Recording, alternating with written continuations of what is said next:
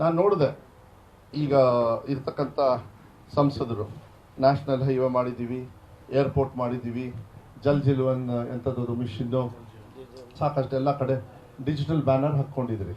ಆದರೆ ಇವ್ರ ಹಣೆ ಬರೋಕ್ಕೆ ಇವ್ರ ಹೊಟ್ಟೆಗೆ ಅನ್ನ ಕೊಡ್ತಾರಲ್ಲ ಈ ಕಡೆ ಭಾಗದ ಶರಾವತಿ ಸಂತ್ರಸ್ತರು, ಅರಣ್ಯ ಭೂಮಿಯಲ್ಲಿ ಸಾಗುವಳಿನ ಮಾಡ್ತಕ್ಕಂಥವ್ರಿಗೆ ಇವ್ರ ಕಾನೂನು ಬದಲಾವಣೆ ಮಾಡೋದಕ್ಕೆ ಒಂದು ದಿವಸ ಪಾರ್ಲಿಮೆಂಟಲ್ಲಿ ಏನಾದರೂ ಒಂದು ದಿವಸ ಧ್ವನಿ ಎತ್ತಿದಾರನ್ರಿ. ಈಗ ನಮ್ಮ ವಿಚಾರಕ್ಕೆ ನೀವು ಕೇಳ್ಬೋದು, ನಾವು ಏನೇನು ಮಾಡಿದ್ದೀವಿ ಎಲ್ಲದೂ ಕೂಡ ನಿಮಗೆ ಹಂತ ಹಂತವಾಗಿ ನಾನು ಹೇಳ್ತಾ ಇದ್ದೀನಿ ಏನೇನು ಕೆಲಸ ಕಾರ್ಯಗಳನ್ನು ನಾವು ಮಾಡ್ತಾ ಇದ್ದೀವಿ ಅಂತ. ನಮ್ಮ ರಾಜ್ಯ ಮಟ್ಟದಲ್ಲಿ ನಾವೇನು ಕೆಲಸವನ್ನು ಮಾಡಬೇಕು ನಾವು ಮುಗಿಸ್ತೀವಿ. ಆದರೆ ಕೇಂದ್ರ ಸರ್ಕಾರದ ಸಹಾಯಹಸ್ತ ಬೇಕಾಗ್ತದೆ. ಇಲ್ಲಿ 10 ವರ್ಷ ಧ್ವನಿ ಎತ್ತಲಿಲ್ಲ. ಕಾಗೋಡು ತಿಮ್ಮಪ್ಪ ಅವ್ರು ಹಕ್ಕು ಪತ್ರ ಕೊಡ್ತಾರೆ, ಅದಕ್ಕೆ ಯಾವುದೋ ಇಲ್ಲದೆ ಇರೋ ಏನೋ ಕಾನೂನು ತಂದು ಅದನ್ನು ವಜಾ ಮಾಡತಕ್ಕಂಥ ವ್ಯವಸ್ಥೆಯನ್ನು ಏನು ಬೊಮ್ಮಾಯಿಯವರು ಮಾಡಿದರು. ಏನು ಅದನ್ನು ಮಾಡಿದ್ದಾರೆ, ಅದ್ರ ಬಗ್ಗೆ ಯಾಕೆ ಹಾಕೋಬೇಕಾಗಿತ್ತು? ಹಕ್ಕು ಪತ್ರ ನಾವು ಕ್ಯಾನ್ಸಲ್ ಮಾಡಿದ್ದೀವಿ, ಹಾಕೋಬೇಕಾಗಿತ್ತು ಅವರ ಇದರೊಳಗೆ. ನಾನು ನೋಡ್ತೀನಿ ಎಲ್ಲ ಪೇಪರಲ್ಲಿ ಎತ್ತದ ಪ್ಯಾಂಪ್ಲೆಟ್ ಹೋಗ್ತದೆ, ಎಲ್ಲ ನ್ಯೂಸ್ ಪೇಪರಲ್ಲಿ ಎಲ್ಲ ಮಾಹಿತಿ ತಗೋತಾ ಇದ್ದೀನಿ, ನಾನೇನು ತೊಂದರೆ ಏನಿಲ್ಲ.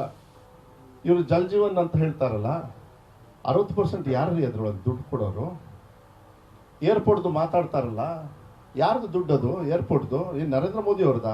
ನರೇಂದ್ರ ಮೋದಿ ಅವ್ರದ್ದು ಫೋಟೋ ಹಾಕಿದ್ದು ಹೊಡಿತಾರೆ.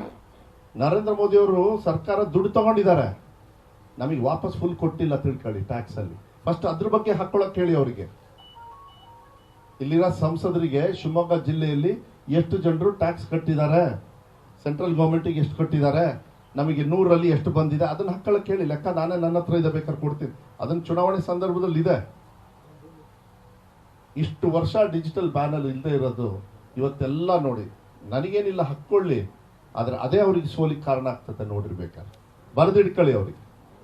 ಇನ್ನೂ ಅವರು ನರೇಂದ್ರ ಮೋದಿ ಅವ್ರ ಹೆಸರಲ್ಲೇ ಅವ್ರು ಮಾಡ್ತಾರೆ. ನಾವು ನುಡಿದಂತೆ ನಡೆದಿರ್ತಕ್ಕಂಥ ಗ್ಯಾರಂಟಿ ಮೇಲೇನೆ ಹೋಗೋದು ನಾವು.